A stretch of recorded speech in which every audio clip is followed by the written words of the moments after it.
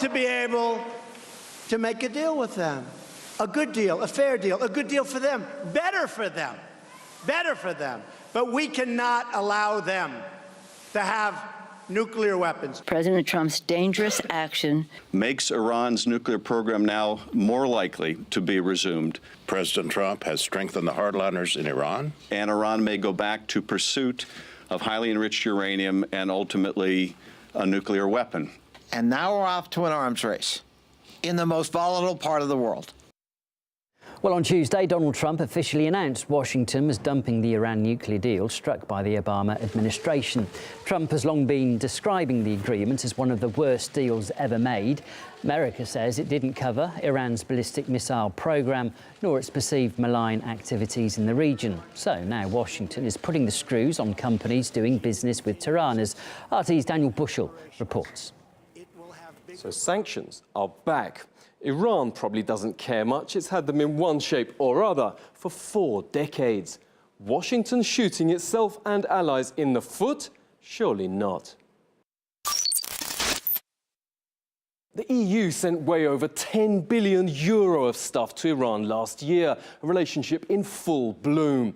Corporate giants now licking wounds include the biggest hitters on the continent, from Volkswagen to British Airways. Airbus may be worst hit. It signed a $19 billion deal with Tehran just 2 years ago, $3 billion more with Asaman Airlines.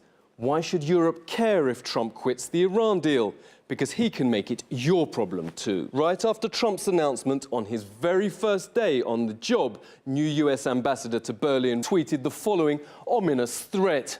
As Donald Trump said, US sanctions will target critical sectors of Iran's economy. German companies doing business in Iran should wind down operations immediately. Issuing national threats via Twitter seems Trump picks people in his own image. But this time he's crossed a diplomatic red line. My advice after a long ambassadorial career: explain your country's policies and lobby the host country, but never tell the host country what to do if you want to stay out of trouble. Germans are eager to listen, but they will resent instructions. Welcome to our country, sir. I'm looking forward to a good cooperation. By the way, this excludes threatening German companies for a policy announced by your president, ignoring core security interests of Europe. Here we have the entire nature of the transatlantic alliance revealed for the sham that it is, because this is not an alliance between equal partners and friends, as successive European governments have fatuously claimed.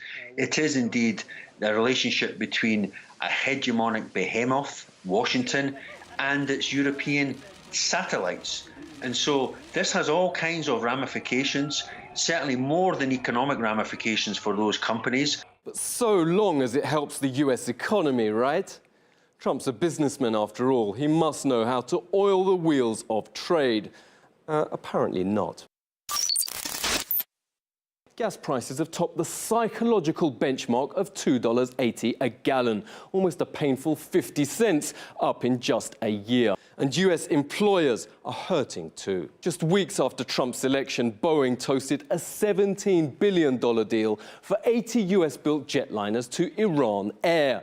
Boeing bragged about it in line with Trump's favorite mantra. I will take jobs back. We'll bring our jobs back. The jobs, more jobs, good jobs, and even great jobs. Jobs, jobs, jobs. Today's agreement will support tens of thousands of U.S. jobs directly and nearly 100,000 U.S. jobs in the U.S. aerospace value stream for the full course of deliveries. Jobs, jobs, jobs. No more. Future deals gone, existing contracts scrapped, U.S. workers on your bike. So who'll take their place? Tehran's already struck billion-dollar deals with Russian plane maker Sukhoi. China's all over Iran like a rash. Huge energy deals, new railroads, and lending cold, hard cash.